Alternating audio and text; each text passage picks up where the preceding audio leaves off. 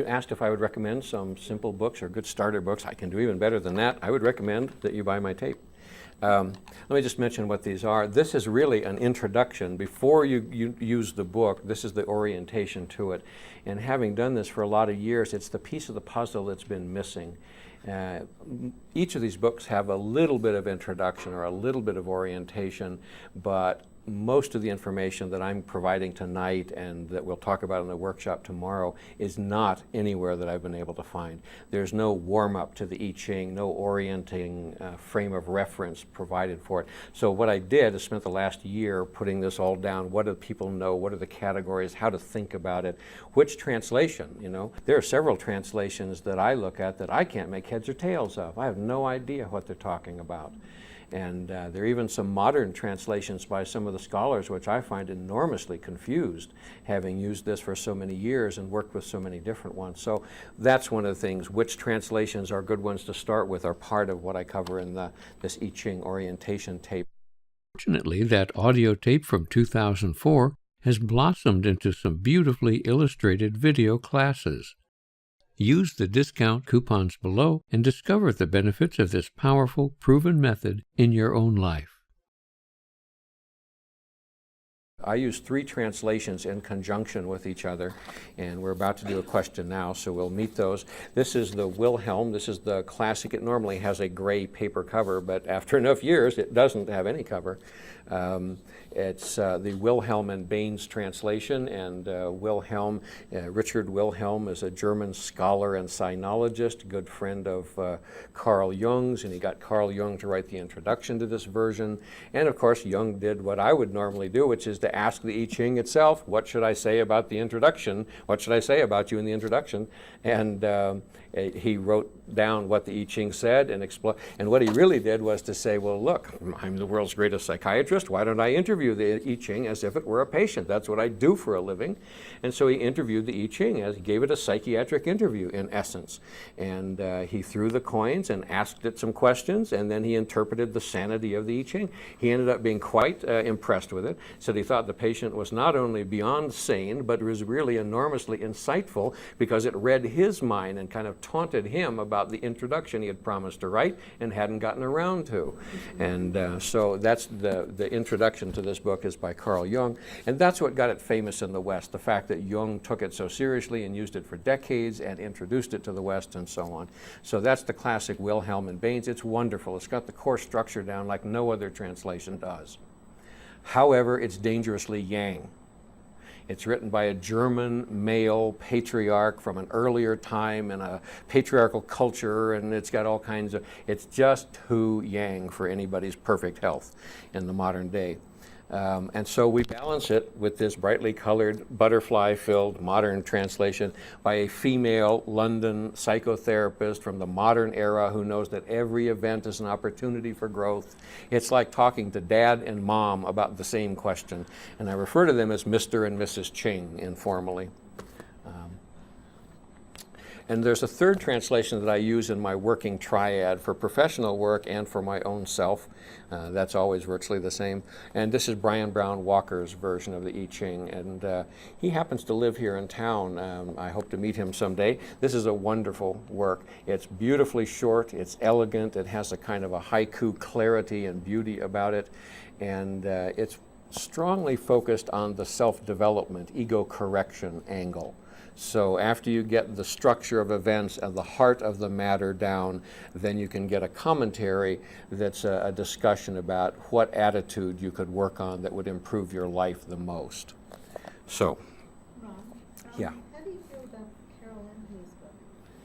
I think it has elegant passages. It has some areas within the latest one that are some of the best descriptions I have ever seen of certain issues in the I Ching. So she's done great work. And her book, Philosophy of the I Ching, especially the second edition, is spectacular. It's so dense you can hardly get through a page of it, but it's brilliant. It's absolute extraordinary work. And if you look at the comparison between her first and the 17-year later second edition of that, you can see her own growth in consciousness, and that's attributable in part to the I Ching. So it's a wonder. I have great respect for her. Okay, So if we were to ask a generic question, we have just a little closing interval here before we're done. What kind of, I'm thinking something like, some kind of a question that we could share. We have a question about the center. Okay, what kind of question do you have? What was the question? What's the most important to the future of the center? That's a wonderful question. We're here at the Caritas Center. Caritas Spiritus Center. The Caritas Spiritus Center. And of course, again, we're talking with the spirits and they know exactly where they are. So that's not a problem, but we want the viewers to know because we're guests here at the Caritas Spiritus Center here in Boulder. And also, I'm writing down the question because we want the question absolutely as we formulate it. Now, we can change that now in any way we want. There's no rules about that. We can ask anything we want. What you can't do is ask it in one form, and I've watched people do this, throw the coins and then read the answer kind of to some other and related questions that are kind of different than that. That throws off everything. So it's crucial that you can ask anything you want, but write it down. And then, because the answers are fixed, and they've stayed that way for thousands of years, what changes is the question. And every question comes from a point of view. Einstein taught us that. Everything comes from a point of view. And it's that angle on the answer that completely changes the meaning. So we need to pin down right where the answer. So that's why I'm writing down the question. Gosh, we don't have a structure for doing this.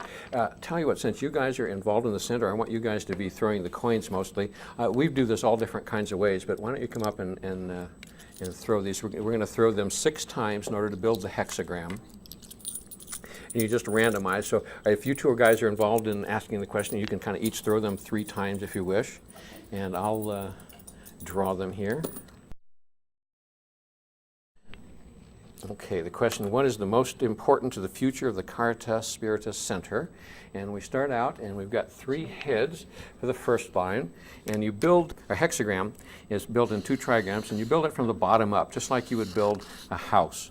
And this is a yang line, and there are 3, and so it's a moving line. It's a changing line. This is an active element within the situation. Something's going to happen. 1 head and 2 tails. So now we have another yang line. 1 head again. Okay, and you want to? When we did the one in the class for Naropa, saying what should a good I Ching class include, we gave 1 coin to each 3 people, and they threw the first set, and 3 more people through the next line, and 3 more people through the, etc. So we had everybody involved in it. Now we have a moving yin line. This is the Book of Changes. Now in the same structure as before, a moving yang and a regular yang, and now we have a moving yin followed by a regular yin, right? So,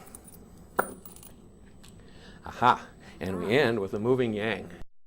And wherever you have moving lines in a hexagram like this, or changing lines, we're going to build a second hexagram in which those lines change into their opposite. So this is hexagram 26, this is hexagram 32.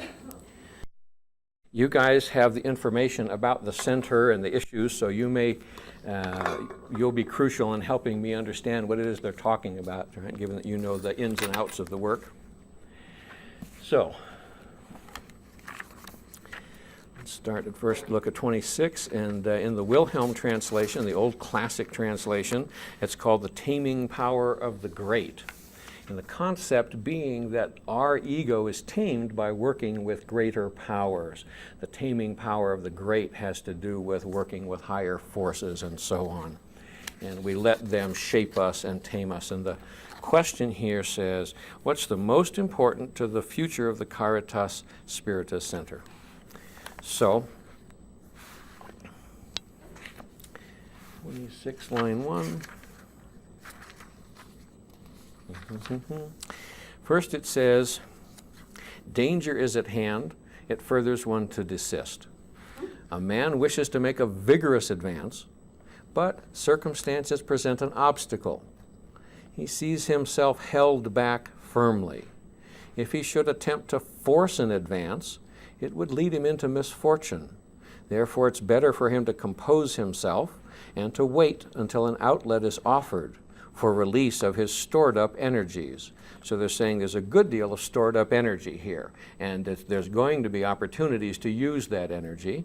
But the first step, and we have a 4-step answer. So this is a developmental process that's relevant over time.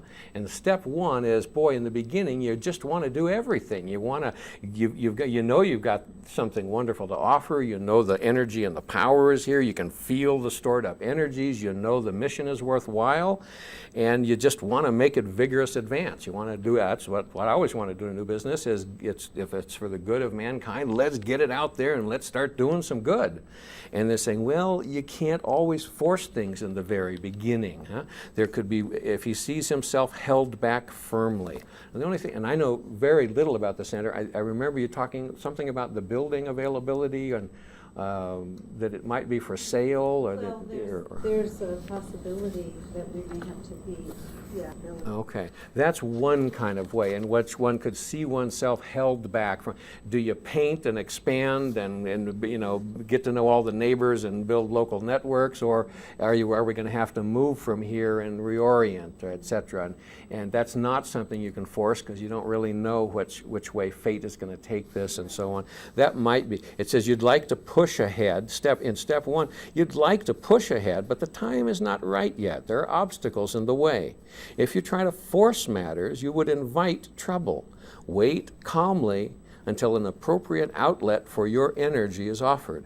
Now that's a nice phrasing, an appropriate outlet for your energies, because this is a center that works with energies as I understand it. So does that make sense? Do you have other sense of what that's referring to?